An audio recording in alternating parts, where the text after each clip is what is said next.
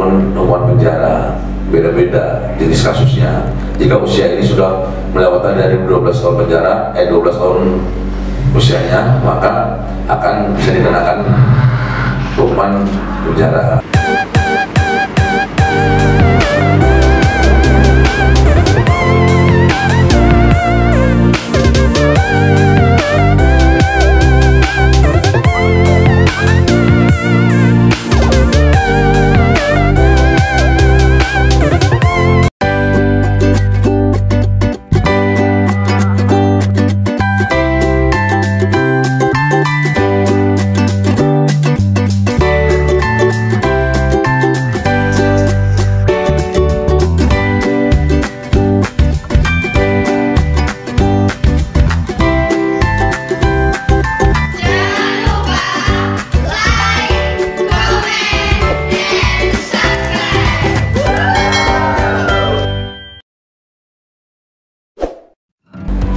Halo semuanya, selamat datang di podcast Radar Pelangi Negeri.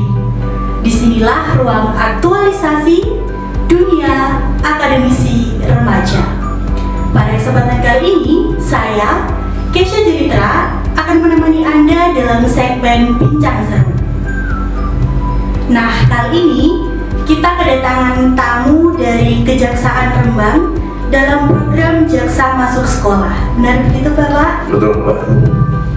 Selamat datang Bapak Agus Yuliana Indra Santoso SHMH dari Kejaksaan Negeri Rembang. Ya, sama-sama, Pak.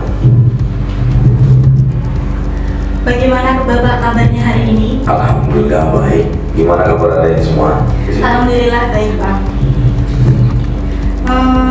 Jaksa Masuk Sekolah itu sendiri apa sih Pak? Jaksa Masuk Sekolah ini merupakan salah satu program dari Bapak Jaksa Agung, khususnya di bidang intelijen, di mana jaksa harus memberikan wawasan edukasi ke siswa-siswa, khususnya anak sekolah maupun kampus-kampus yang ada di khususnya yang ada di Rembang, khusus kami ya. Tapi itu seluruh Indonesia ada program Jaksa Masuk Sekolah tersebut, di mana kita memperkenalkan diri kepada siswa-siswa maupun mahasiswa yang ada di Indonesia, tapi khususnya untuk kami yang ada di Rembang, bagaimana kerjaan kami sehari-hari, bagaimana sehari-hari jaksa bersidang, seperti itu loh. Jadi di sini ini untuk mengedukasi siswa dan mahasiswa untuk mengenali hukum dan untuk menjaga hukuman biar tidak terjadi di kemudian hari yang bermasalah dengan hukum. Demikian tim. Jaksa itu tugasnya apa saja Pak? Jumlah jaksa itu banyak sekali sebenarnya ya. Mulai dari ada jaksa itu berbagai bidang, karena di jaksa itu ada 6 bidang khususnya, mulai dari bidang-bidang pidana umum, bidang pidana khusus, intelijen, pembinaan, data-data usaha negara, serta barang bukti dan barang rampasan. Di situ beda-beda setiap bidang tersebut. Jaksa itu ada sebagai selaku penyelidik, ada sebagai penyidik, ada sebagai penuntut umum, dan ada juga jaksa pengacara negara. Itu tugas-tugas jaksa khususnya. Tujuan diadakannya sosialisasi atau ke Jaksa Masuk Sekolah ini apa Pak? Tujuannya itu biar mengedukasi anak-anak sekolah biar tidak terjerumus ke tindak pidana, itu khususnya. Dimana karena saat ini banyak terjadi anak-anak sekolah yang melakukan kenakalan remaja, khususnya yang terkait dengan penyalahgunaan narkoba, seks bebas, dan tawuran pelajar, serta bullying yang lagi familiar kita dengar di masyarakat atau ini. Serta saat ini kan lagi ada beberapa media sosial yang aktif digunakan oleh siswa-siswa maupun mahasiswa yang ada atau pelajar-pelajar yang ada, yang kontennya itu biar tidak menjerumus ke konten-konten yang negatif seperti itu. Apakah kegiatan jaksa masuk sekolah ini diagendakan rutin? Untuk jaksa masuk sekolah itu kita agendakan rutin setiap tahun, dan itu sudah dianggarkan oleh negara, di mana itu merupakan program dari Kejaksaan Agung dan kita wajib untuk melaksanakannya kita setiap tahun akan rolling setiap sekolah-sekolah yang akan kita tunjuk. Ya tidak semua sekolah yang kita datangin, tapi ya yang pasti kita akan setiap tahun mengadakan jasa masuk sekolah ke sekolah-sekolah yang ada di Kabupaten Lebak. Apakah ada nih Pak anak-anak di bawah umur yang seperti saya ini yang sudah terjerat kasus hukum, dan apakah anak-anak tersebut mendapatkan hukuman atau sanksi? Untuk seusia Pak ya, mungkin anak SMP saat ini ada beberapa mungkin yang terjerat kasus, misalnya kasus perlindungan anak, kasus narkoba juga ada, kasus pencurian itu ada. Anak-anak seperti itu disebutnya bukan lagi terdakwa, tapi anak yang berhadapan dengan hukum. Demikian. Jadi di sini hukumannya pasti hukuman, ada beberapa macam hukuman bagi anak-anak, karena hukuman mulai dari dikembalikan kepada orang tua maupun hukuman penjara, beda-beda jenis kasusnya. Jika usia ini sudah melewati dari 12 tahun penjara, 12 tahun usianya, maka akan bisa dikenakan hukuman penjara, yaitu akan dilaksanakan oleh rutan anak namanya itu Pak. Dan di kalangan saya nih Pak, di usia seperti saya ini sangat rentan akan tawuran, pencurian dan minuman terlarang dan juga obat terlarang itu. Apa yang menjadi faktor nih Pak kenakalan remaja? Nah, faktor-faktor yang terjadi mengakibatkan kenapa anak-anak ini pengen mencoba-coba biasa dari lingkungan.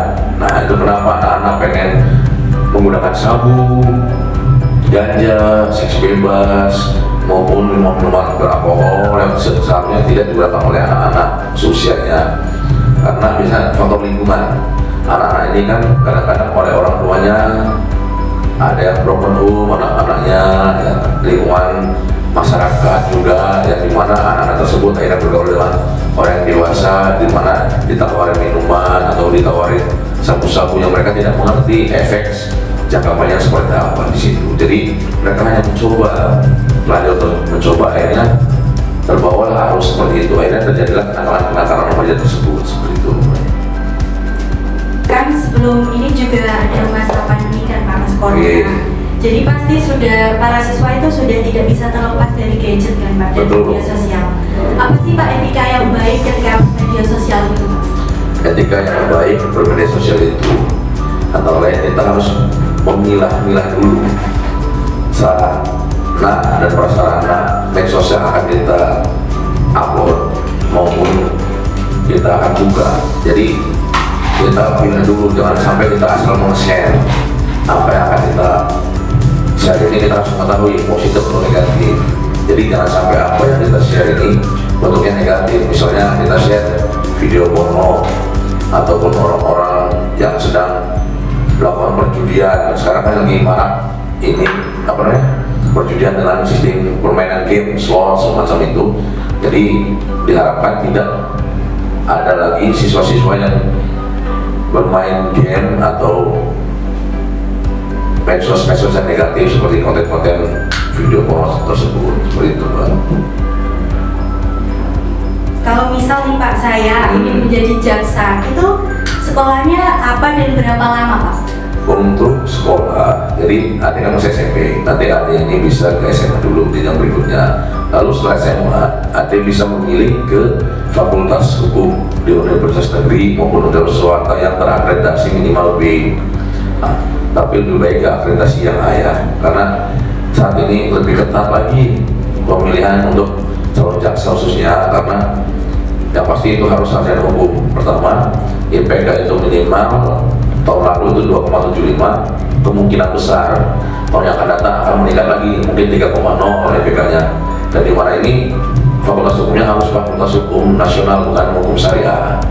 Jadi itulah yang harus jalani. Sedangkan untuk pendidikan jaksa itu ada kurang lebih 6 bulan dilaksanakan di Pusdiklat Kejaksaan Agung gitu. Terakhir nih Pak, apa sih tips dari Bapak agar para siswa itu tidak terjerat kasus hukum Pak? Tipsnya tetap laksanakan sholat, khususnya tetap mentaati ibu guru dan bapak guru serta orang tua, dan jangan bergaul dengan orang-orang yang berefek negatif di kemudian hari. Itu aja. Terima kasih Bapak atas waktunya. Sama-sama deh. Sekian dari saya, Keisha Jelita Putri Irawan dari tim redaksi Radar Pelangi melaporkan.